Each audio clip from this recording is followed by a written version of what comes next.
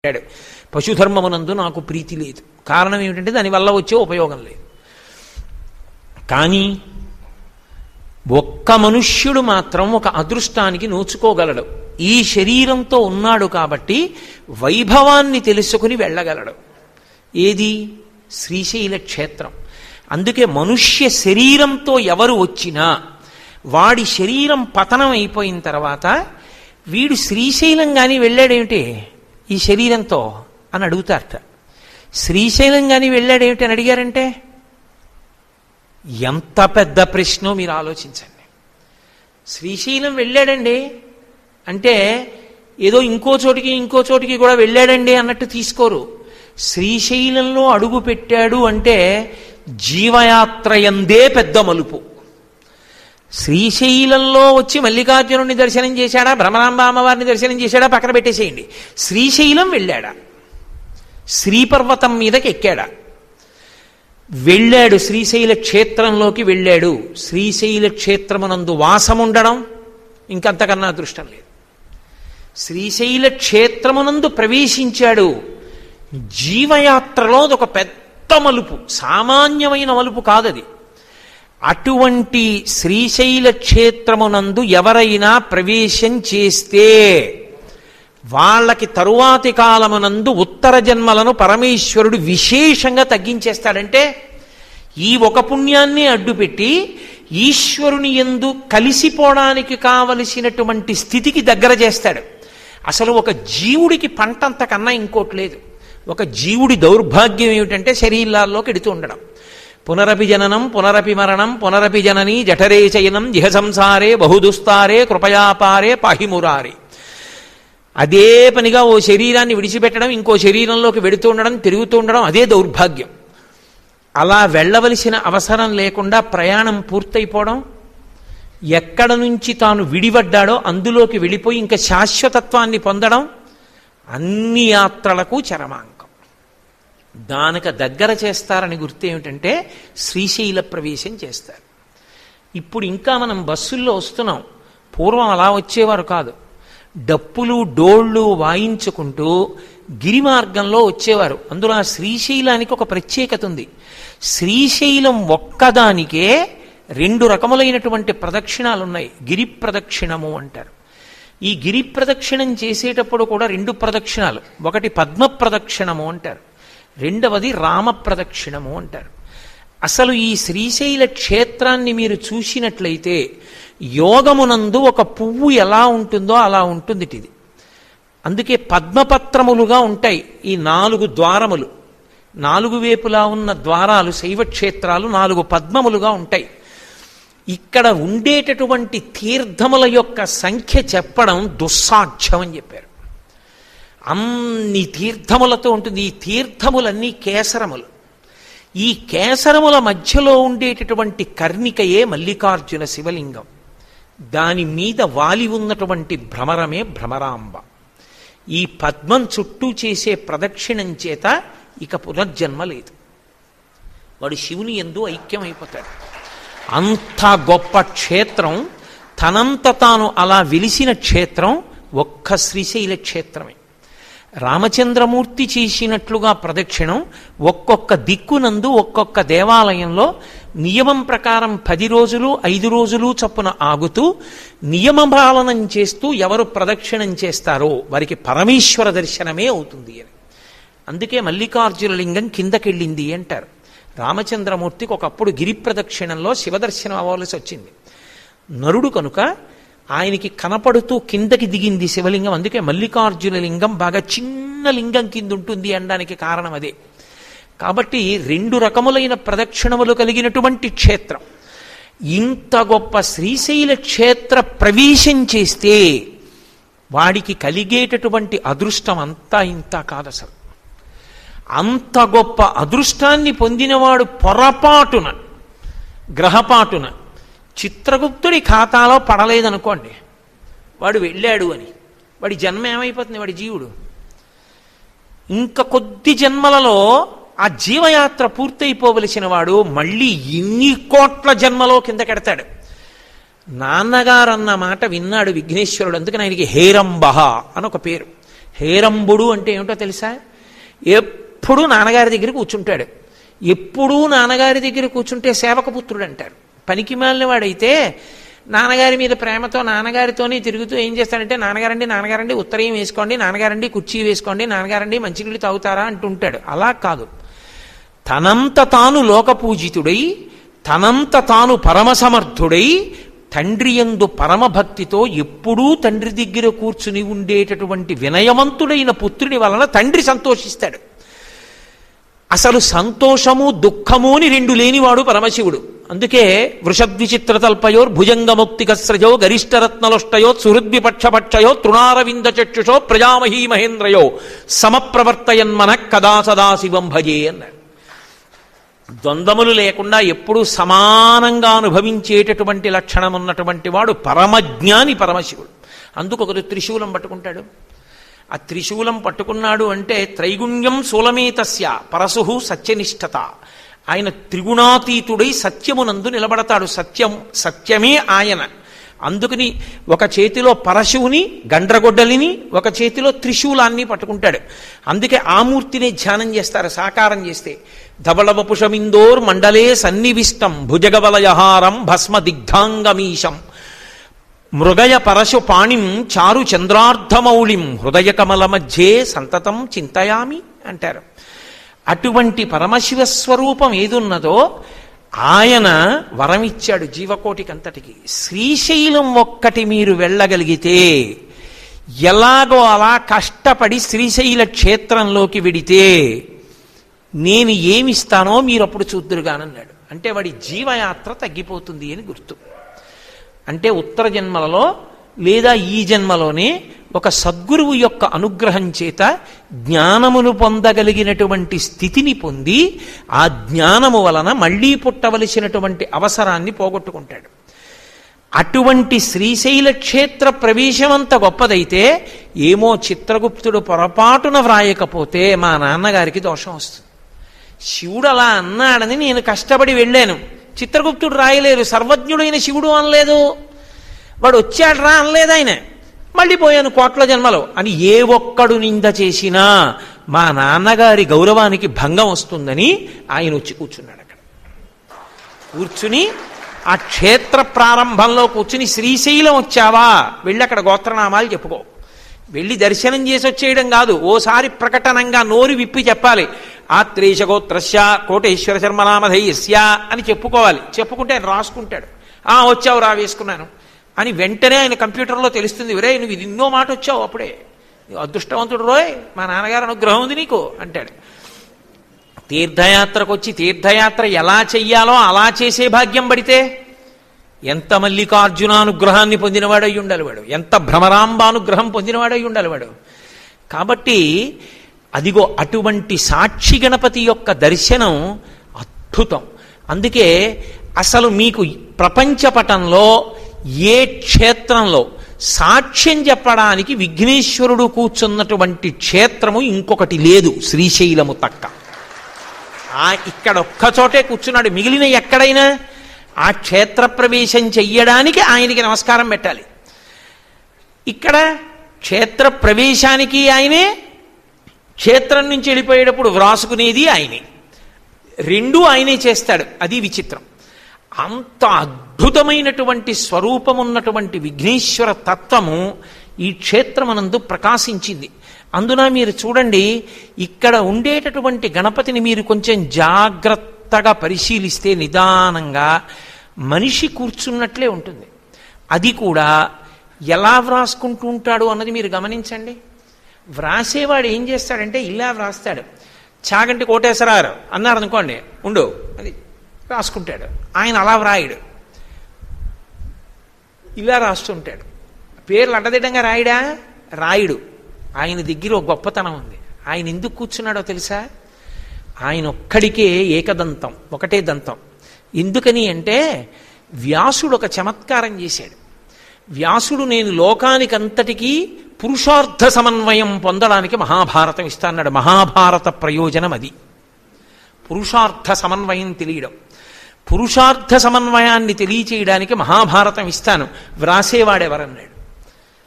వ్యాసుడు చెప్తుంటే వ్రాయగలిగినంత వేగంతో ఎవరు చెప్తారు? ఎప్పుడో అప్పుడు గంటల్లో సిరా అయిపోతుంది. ఆయన దెబ్బలాడతాడు, ఎవరూ రాలేదు. విఘ్నేశ్వరుడు వచ్చి నేను వ్రాస్తానన్నాడు. ఏది, దేని పెట్టి వ్రాస్తామన్నాడు. అసలు ఏనుక్కి అందమిచ్చే వాటిల్లో ఒకటి దంతం. తనకి అందమిచ్చేటటువంటి దంతాలలో ఒకదాన్ని లోక ప్రయోజనం కోసం త్యాగం చేశాడు, విరిచేశాడు. అందుకే భిన్న దంతం ఏకదంతం, ఒక దంతం విరిచి మహాభారతం వ్రాశాడు. లోకంలో వ్రాసినవాడు గొప్ప, రచించినవాడు తక్కువ అని ఎక్కడా ఉండదు.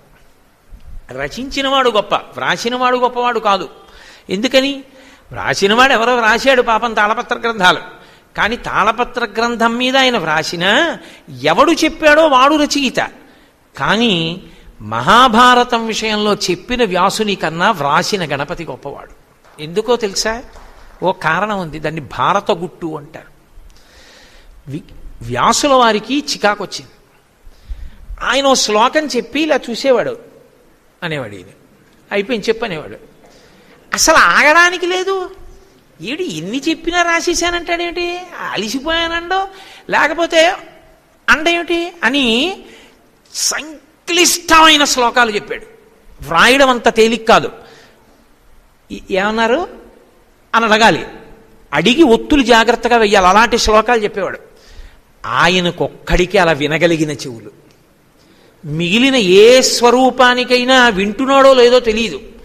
ఎందుకంటే చెవులు, ఆ చెవుల మీద కర్ణాభరణాలు ఉంటాయి, ఇలా కప్పేసి ఉంటాయి కాబట్టి మనం చెప్పింది విన్నాడో వినలేదో ఏం తెలియదు. వింటున్నాడని గుర్తు ఏమిటంటే చెవులు ఆడించేవాడు ఆయన ఒక్కడే, దానికి ఆభరణాలు ఉండవు.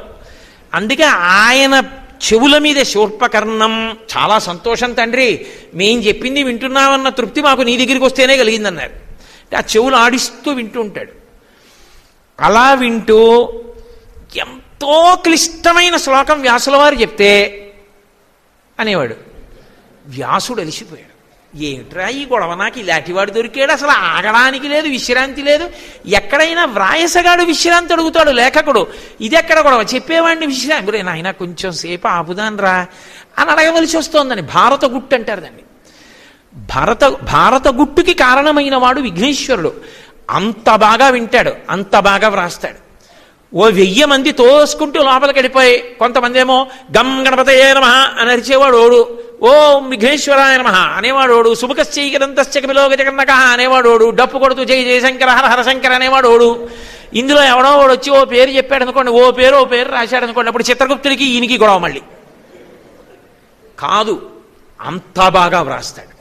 వ్రాయడం అంటే ఏదో మా నాన్నగారు అన్నారు కదండి, నేను రాసుకుంటున్నానండి, రాసింది అధ్వాన్నంగా రాసి ఏం రాశాడో ఎక్కడ రాశాడో ఆయనకే గుర్తులేని స్థితిలో రాసేసేవాడు కాదు. ఇలా మన వంక చూస్తూ బొటనవేలు పెడితే మనం ముద్రపడిపోయేటట్టుగా ఇలా చూస్తే ఆయన మనసులో గుర్తు పెట్టేసుకుంటూ, ఎందుకని కవిం కవీణాం ఉపవశ్రమస్తమం జ్యేష్ఠరాజం బ్రహ్మణాం, అటువంటి వాడు కాబట్టి ఇలా చూస్తూ ఇలా వ్రాసేసుకుంటూ ఉంటాడు. ఎంత జాగ్రత్తగా వింటుంటాడో అంత జాగ్రత్తగా వ్రాసుకుంటాడు. ఇది వ్రాయడం, ఇదంతా వ్రాయడం మొదలుపెట్టే ముందు ఏం వ్రాసి మొదలుపెట్టాడో తెలుసా? మన పేర్లు కనపడవు ఆ పుస్తకం మీద. ఏం కనపడుతుందో తెలుసా? మొట్టమొదట ఆయన వ్రాసింది, మా నాన్నగారి అనుగ్రహంతో వ్రాస్తున్నాను, అది ఆయన భక్తి. అందుకే ఆ పుస్తకాల మీద వ్రాస్తున్నది ఓం నమః శివాయ అని రాస్తూ చివరకు వచ్చి ఉంటుంది. మీరు ఎప్పుడైనా జాగ్రత్తగా చూడండి సాక్షి గణపతి దగ్గర. నేను అందుకే పొద్దున్న వెళ్ళినప్పుడు ఒక్కసారి ఆ పూలదండలు ఎత్తి చూపించండి అని అడిగాను. ఆ పుస్తకం మీద ఓం నమః శివాయ అని వా వరకు రాసి ఇంకా యా రాస్తూ ఉంటాడు. శివా నీకు నమస్కారం, నాన్నగారండి మీ అనుగ్రహంతో వ్రాస్తున్నాను ఈ పేర్లన్నీ, నాకు ఆ శక్తిని ఇవ్వండి అంటాడు. నేను గొప్పవాడిని అంటాం. ఇంత గొప్పతనం ఉండి అమ్మా మీ ఇద్దరి అనుగ్రహం అమ్మా అంటాడు తల్లిదండ్రుల్ని. అందుకు కదా మూకశంకర్లు హేరంబేచ గుహేచ హర్షభరితం వాత్సల్యమంకూరయన్ మారద్రోహిణి పూరుషే సహభువం ప్రేమాంకురం వ్యంజయన్ అన్నారు. ఇంత మంచి కొడుకమ్మా, నువ్వు పొంగిపోతుంటావు ఎప్పుడు పెద్ద కొడుకుని చూసుకుని అన్నారు. ఇలా వింటూ ఆ చెవులు ఆడిస్తూ పేర్లు వ్రాసేసుకుంటూ ఉంటాడు. అద్భుత స్వరూపం. మామూలుగా గణపతి స్వరూపాలు చాలా మీకు కనపడతాయి. అసలు మీరు ఇలా వెళ్ళి ఏదో నమస్కారం పెట్టొచ్చేయడం కాదు, ఆ వ్రాసుకునేటటువంటి విధానాన్ని మీరు చూడాలి. ఎంత కంప్యూటర్ కీబోర్డ్నైనా సరే ఇలా చూడకుండా టక కొట్టేసేవాడు కూడా ఒక్కొక్కసారి స్క్రీన్ మీదకి చూసి మళ్ళీ ఏదో డిలీట్ చేసి మళ్ళీ ఓసారి ఇలా కీబోర్డ్ వంక చూస్తాడు. ఎప్పుడు కూర్చున్నాడో కీబోర్డు వంక చూడ్డం, పుస్తకం వంక చూడ్డం, గంటం వంక చూడ్డం, అలా వ్రాసేసుకుంటూ తాళపత్రం అయితే ఇలా తిప్పేస్తుంటాడు, వ్రాసేస్తుంటాడు. అంటే దృష్టి దేని మీద పెట్టున్నాడు? వచ్చిన వాళ్ళ మీదే పెట్టాడు. జాగ్రత్తగా అలా వింటుంటాడు. మన కోసం అలా కూర్చునేవాడు ఎక్కడ దొరుకుతాడు ప్రపంచంలో? మన్ను ఉద్ధరించాలని అదొకటే పనిగా పెట్టు కూర్చుని వ్రాసేవాడు ఎక్కడ దొరుకుతాడు? ఆయన ముందుకెళ్ళి నమస్కారం పెట్టడంలో ఎంత వంగి పెట్టాలి. ఏమి మీ కర్మ, మా కోసం అంత జాగ్రత్తగా కూర్చున్నావా స్వామి? అది ఆ ముందరే. పోనీ ఏమైనా పెద్ద ఆఫీసు ప్రాంగణం ఏమైనా ఉన్నాయా అంటే ఏమీ ఉండవు. ఆయన ఒక్కడే ఉంటాడు అంతే. ఓ చిన్న పందిరి, దాని కింద కూర్చుని వ్రాసుకుంటూ ఉంటాడు. మన్ని ఉద్ధరించాలన్న తాపత్రయం తప్ప ఇంకేమీ లేదు. పోనీ ఏమైనా పెద్ద గరికతో పూజలా, అభిషేకాలా, ఉత్సవాలా, ఊరేగింపులా ఏం అక్కర్లేదు. రాసుకోవడం ఒక్కటే కావాలి. అంతటి త్యాగమూర్తి ఎక్కడ దొరుకుతాడు? శ్రీశైల క్షేత్రంలోనే అటువంటి మహానుభావుడు దొరుకుతాడు. అటువంటి సాక్షి గణపతి దర్శనం చేసినప్పుడు మనస్సు కరిగిపోవద్దు? పరమ సంతోషంతో ఆయన దగ్గర కాసేపు కూర్చుని ఆయన నామాలు చెప్పి వెళ్ళొద్దు? ఒక్కసారి ఇలా మొట్టికాయలు కొట్టుకుని గుంజీలు తీసి వెళ్ళొద్దు? అంత ప్రేమతో ఆయన కూర్చుంటే ఇలా వెళ్ళి ఇలా చూసేసి కూర్చోకుండా వెళ్ళిపోతే ఏం మర్యాద? అయినా ఆయన వ్రాసుకుంటాడు పాపం. మర్యాద అనో మాట ఉంది కదూ. అందుకే కదూ మనందరం పొద్దున్న అలా వెళ్ళిపోకుండా ఆయన సంతోషిస్తాడని మనందరం కూర్చుని చక్కగా 16 నామాలు చెప్పుకుని మన గోత్రనామాలన్నీ పైకి చెప్పి దర్శనం చేసుకుని ఆయన దగ్గరే సంతోషిస్తాడు హేరంబుడు. మా అమ్మ నాన్నగారి కోసం వచ్చారు పాపం, వాళ్ళు ఏదో తాగుతున్నారని అక్కడే బిస్కెట్లు మజ్జిగ పాలు తాగి మనం బయలుదేరాం కదా. అంత గొప్ప క్షేత్రం, అటువంటి విఘ్నేశ్వర స్వరూపం ఉన్న ఏకైక క్షేత్రం ఒక్క శ్రీశైలమే. మీరు ఇంకెక్కడా గణపతి యొక్క తత్వాన్ని అలా చూడడం మీకు సాధ్యం కాదు. కామ్యమును ఇవ్వడానికి ఆయన వెలిసిన క్షేత్రాలు చాలా ఉన్నాయి. కానీ ఇలా ఉన్నటువంటి గణపతి మాత్రం ఇంకెక్కడా లేదు. షేన్పెక్కమ్మని చిత్తూరు జిల్లా పక్కనే ఉంది. అక్కడ భూమి లోపలే ఉంటారు 11 గణపతులు. ఒకానొకప్పుడు మహారాష్ట్ర సామ్రాజ్యాన్ని పరిపాలించే రాజుగారి యొక్క మంత్రి రథం వెళ్ళిపోతుంటే ఆ రథ చక్రం తగిలి నెత్తురు చిమ్మింది. నెత్తురు చిమ్మి రథచక్రం విరిగిపోయింది. ఆ రాత్రి ప్రయాణం కుదరక పడుకున్నాడు ఆయన. పడుకుంటే విఘ్నేశ్వరుడు కల్లోకి వచ్చాడు. ఇక్కడ నేను 11 గణపతి స్వరూపంతో ఉన్న భూమిలో నా తలకి తగిలింది, ఎంత నెత్తురోడిందో చూసావా, వెళ్ళిపోతావా, పైన మంటపం కట్టన్నాడు. ఆ మంత్రి గారు ఉండిపోయి మరునాడు మట్టి తీసి చూస్తే 11 గణపతి స్వరూపాలు ప్రకాశించాయి. అక్కడ దేవాలయం కట్టారు. మీరు చూడాలి, ఎంత అద్భుతమైన దేవాలయం. 11 గణపతులు ఉంటారు అక్కడ లోపల, భూమి లోపల ఉంటారు. మంటపం కట్టి ఉంటుంది. అక్కడ కంచికామకోటి పీఠాధిపత్యం వహించిన చంద్రశేఖరేంద్ర సరస్వతి మహాస్వామి వారంటే త్రికాలవేది. ఆయన కాలినడకన వెళ్ళిపోతున్నారు. ముందు వెనక జయేంద్ర సరస్వతి స్వామి వారు ఏనుగు మీద వస్తున్నారు. షేన్పెక్కన్ క్షేత్రం దగ్గరికి వచ్చేటప్పటికి ఆ ఏనుగు అస్థిమితాన్ని పొందేసి గిర్ర గిర్ర గిర్ర గిర్ర తిరగడం మొదలెట్టింది, పెద్ద ఘీంకారం చేస్తూ. స్వామి కింద పడిపోతారేమో, ఏ ప్రమాదం సంభవిస్తుందో అని భయపడిపోయి అప్పటికే దూరం వెళ్ళిపోయారు పరమాచార్య. పరిగెత్తుకుంటూ ఆయన దగ్గరికి వెళ్ళారు. వెళ్ళి ఏనుగు తిరుగుతోంది చాలా అస్థిమితంగా, స్వామి పైన ఉండిపోయారు, ఏ ప్రమాదం జరుగుతుందో అని భయపడుతున్నామన్నారు. ఆయన ఉత్తర క్షణం కూర్చుని ధ్యానంలోకి వెళ్ళారు. ధ్యానంలోకి వెళ్ళి చెప్పారు, షేన్పెక్క ఉంది పక్కన, గణపతిని ఆరాధన చెయ్యకుండా మనం వెళ్ళాం, అందుకే ఏనుక్కి అస్థిమితం వచ్చింది, గజముఖుడు ఆయనే కాబట్టి. వెంటనే వెళ్ళి 101 కొబ్బరికాయలు నిలబడి కొట్టండి, గణపతి తృప్తి పొందుతారన్నారు. 101 కొబ్బరికాయలు కొట్టారు, అంతే ఏనుగు నిలబడింది. నిలబడి యాత్రకు వచ్చేసారు. గణపతి అంటే గణపతే, వినాయకుడు అంటే వినాయకుడే. విఘ్నేశ్వర సంబంధంగా ఎన్నో ప్రఖ్యాత క్షేత్రాలున్నాయి. కానీ సాక్షి గణపతిగా వెలిసినటువంటి అద్భుత క్షేత్రం మాత్రం ఒక్క శ్రీశైల క్షేత్రమే. ఆ సాక్షి గణపతి దర్శనం చేసుకున్న తర్వాత మనం హాటకేశ్వరం వెళ్ళాం.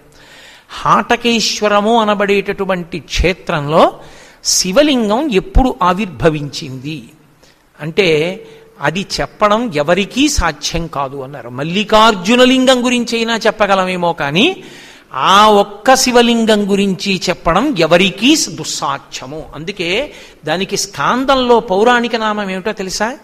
అనాదిలింగము. అనాది అంటే దానికి మొదలు తెలియదు.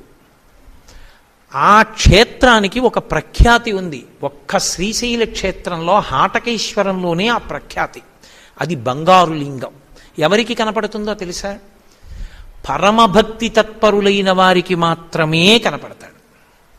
ఇప్పటికీ మీకు నేను ఒక యథార్థం చెప్తున్నా. శ్రీశైల క్షేత్రం 4 గోపురాల మీద కల్పవృక్షాలు ఉంటాయిట. అందుకే శ్రీశైలం గోపురం కింద నుంచి వెళ్ళడం అంటే కల్పవృక్షం నీడలోంచి లోపలికి వెళ్ళడం. శ్రీశైల క్షేత్రం యొక్క శిఖరం వంక చూసేటప్పటికీ కల్పవృక్షాలు ఎవరికి కనపడతాయో వాడు పరమభక్తి తత్పరుడైనటువంటి సిద్ధపురుషుడని గుర్తు. ఇప్పటికీ ఎందరో భాగవతులు శిఖరాల మీద కల్పవృక్షాలని చూసినటువంటి మహాపురుషులు ఉన్నారు. అంత గొప్ప క్షేత్రం ఒక్క శ్రీశైలమే. బంగారు లింగంగా కనపడుతుంది. బంగారు లింగంగా కనపడడం అంటే ఏమిటో తెలుసా? బంగారు లింగంగా కనపడడం అంటే మీరు పెద్ద ఊహ చేయక్కర్లా. కామకోటి మఠం లోపలికెడుతుంటే ఎదురుగుండా పెట్టుంది బంగారు రంగులో శివలింగం.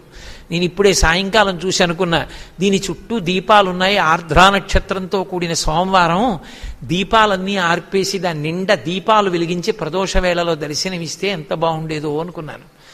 ఆ బంగారు లింగం ఉంటుందే, హిరణ్యలింగాయ నమః అంటాం. ఆ బంగారు లింగంలా కనపడుతుంది. అలా ఎందుకు కనపడుతుందో తెలుసా? ఎందుకు హాటకేశ్వరుడని పేరో తెలుసా? అక్కడ ఆ పరమశివుడు ఒక్కడే బంగారం పూర్ణంగా ఉన్న ధనస్సు పట్టాడు. బంగారు మురుకులున్నటువంటి ధనస్సులు పట్టుకుంటారు. ఒక్క శివుడు మాత్రం బంగారు పర్వతాన్ని ధనస్సుగా పట్టాడు. అందుకే మేరు పర్వతం బంగారం, మేరు పర్వతాన్ని ధనస్సుగా పట్టుకున్నవాడు ఆయన ఒక్కడే. నమస్తే అస్తు ధన్వనే బాహుభ్యాముతే నమః అని నమస్కారం చేసింది రుద్రం. మనం ఏమైనా దోషాలు చేస్తే, శాస్త్ర విరుద్ధంగా ప్రవర్తిస్తే ఆయన ధనస్సు పట్టుకుని కనపడతాడు. కనపడితే మహానుభావ తప్పులు చేశాను మన్నించవయా అని అడిగితే, నీ ధనస్సుకో నమస్కారం, నీ బాహువులకో నమస్కారం, నీ కోపానికో నమస్కారం. నమస్తే రుద్రమన్యవ ఉతోత ఇషవే నమః అంటాం కదా. ఆయన ధనస్సు పక్కన పెట్టి తండ్రిగా ప్రీతిగా కూర్చుంటాడు. కోపం నటిస్తాడు తప్ప కోపం ఉన్నవాడు కాడు. అందుకే సదాశివ. అక్కడ బంగారు రూపంతో కనపడితే అర్థం ఏమిటో తెలుసా? సమస్త పాపములు పోగొట్టేస్తున్నాను. అలా చూడలేకపోయినా అనాదిలింగమని పేరు. ఆ శివలింగానికి ప్రదక్షిణం ప్రధానం. అక్కడ దర్శనం చేసి ఆలయం చుట్టూ ప్రదక్షిణం చెయ్యాలి. ప్రదక్షిణం చెయ్యగానే సమస్త పాపరాశిని ధ్వంసం చేస్తానన్నాడు అక్కడ. అందుకని ఇది హాటకేశ్వరం అని పేరు. బంగారు రంగుతో కనపడుతుంది, బంగారు లింగమై ఉంటుంది. అందరూ చూసే శివలింగంలా సామాన్యులకి కనపడుతుంది, ప్రతి వాళ్ళని ఉద్ధరిస్తుంది. అక్కడ ఇంకా గొప్పతనం ఏంటంటే, నిస్సంతువులై సంసారము మాకు సంతానము కలగలేదు అని బెంగ పెట్టుకున్న దంపతులు పూర్వకాలంలో హాటకేశ్వర లింగం దగ్గరికి వచ్చి నమస్కారం చేసి, దాని పక్కన ఉన్న చెట్లన్నీ సంతాన వృక్షములు అలా పెరుగుతాయని. అక్కడ ఉన్న చెట్లన్నీ సంతాన వృక్షములు అని. సంతాన వృక్షములు అంటే ఏమిటో తెలుసా? పరమశివుని యొక్క పరిపూర్ణమైనటువంటి అనుగ్రహము ఫలరూపంలో ఇవ్వడానికి చెట్లుంటాయి. నేను మీకు పొద్దున్న చూపించా. అందుకే ఆ దేవాలయంలో మీరు గమనించండి, చెట్లన్నీ ఇలా మూసి ఉంటాయి. మామిడి చెట్లు, కొబ్బరి చెట్లు, వేప చెట్టు అన్ని. అక్కడ పడిన వేప పండు కూడా అంత గొప్పది. బిడ్డలు లేని దంపతులు పూర్వం హాటకేశ్వరం వచ్చి స్వామికి నమస్కరించి ఆ సంతాన వృక్షంలో దేనికైనా భార్య భర్త కలిపి 3 మాటలు ప్రదక్షిణం చేస్తే పండు పడేది పైనుంచి. ఆ పండు నోట్లో వేసుకుని ఇంటికెడితే గర్భదోషం తొలగిపోయి వాళ్ళకి సంతానం కలిగేది. అందుకే ఒక్క హాటకేశ్వరంలో ఉన్న చెట్లన్నీ సంతాన వృక్షములు. ఆంధ్రదేశం మొత్తం మీద నాకు తెలిసి ఉన్నంత వరకు మహాబిల్వం ఉన్నటువంటి ఏకైక దేవాలయం కపిలతీర్థం తరువాత శ్రీశైలం. కపిలతీర్థంలో వెంకటాచల క్షేత్రంలో కపిలతీర్థంలో ఉంది మహాబిల్వం. అది చాలా ఎత్తు పెరిగింది, చాలా గొప్పగా రక్షించారు దాన్ని దేవస్థానం వాళ్ళు. మన దగ్గర ఇక్కడ కూడా అద్భుతమైనటువంటి మహాబిల్వం ఉంది. మహాబిల్వమున్నది అంటే గుర్తేమిటో తెలుసా? విశేషమైనటువంటి పరమేశ్వర తేజస్సు ఉన్నది అని గుర్తు. అక్కడ ఫలితము దొరుకుతుంది మీకు. అక్కడికి వెళితే మహాబిల్వమున్నది అంటే మీరు కూర్చుని శివస్తోత్రం చెప్పి వెళ్ళాలి. మీరు యథాలాపంగా వెళ్ళిపోకూడదు. శివతేజస్సుతో నిండిపోయిందని గుర్తు.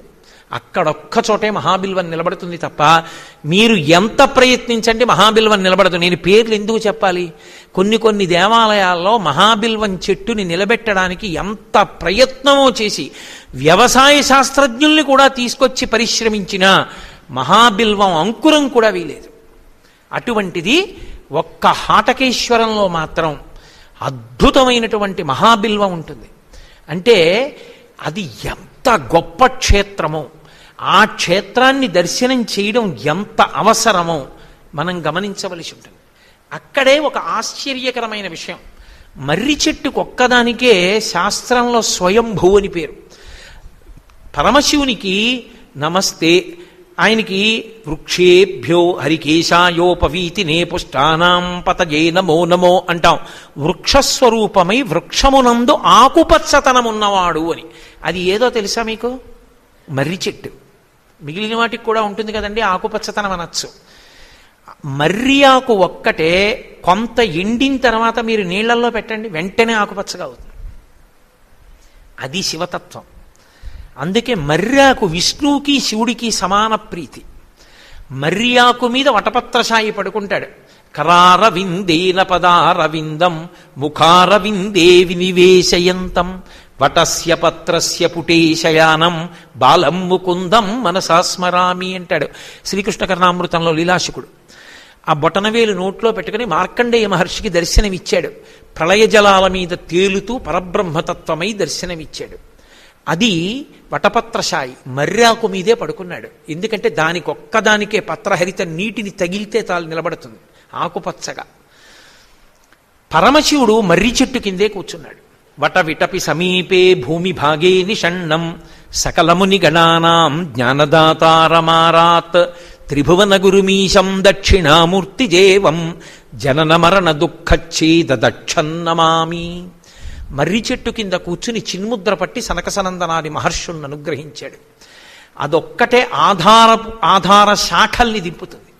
ఒక కొమ్మ పెరిగి వెళ్ళిపోతే కొమ్మ పడిపోకుండా మళ్ళీ దాని కిందకి వేళ్లు దింపేసి భూమిలోకి దింపి కొమ్మని పట్టుకుంటుంది. కొమ్మని చెట్టుగా మార్చుకుంటుంది. దాని కింద ఇంకో చెట్టు ఉండదు.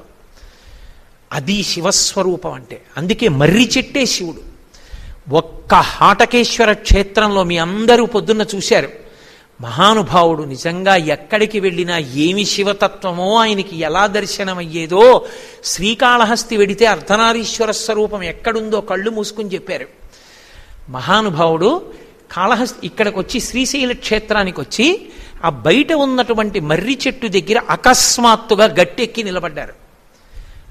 బయటికి వెళ్ళిపోయిన తర్వాత ఆలయ ప్రాకారం దాటిపోయిన తర్వాత చెట్టు దగ్గరున్న గట్టెక్కి చూస్తే లోపలున్న శివలింగ దర్శనం అయ్యేటటువంటి అద్భుత క్షేత్రం మర్రి చెట్టు కింద నుంచి శివుడు కనపడేది హాటకేశ్వరం. సంతాన వృక్షములతో కూడుకున్న ఏకైక క్షేత్రం ఇప్పటికీ భారతదేశం మొత్తం మీద సంతాన వృక్షములతో ఉన్న ఏకైక శివాలయం హాటకేశ్వరం. ఇప్పటికీ బంగారు రంగులో శివలింగం కనపడే ఏకైక క్షేత్రం హాటకేశ్వరం. కనపడకపోయినా ప్రదక్షిణం చేస్తే అనుగ్రహించగలిగిన ఏకైక క్షేత్రం హాటకేశ్వరం. మహాబిల్వం ఉన్నటువంటి గొప్ప గొప్ప దేవస్థానాలలో ఒకటి హాటకేశ్వరం. ఇంత గొప్ప దేవాలయం హాటకేశ్వర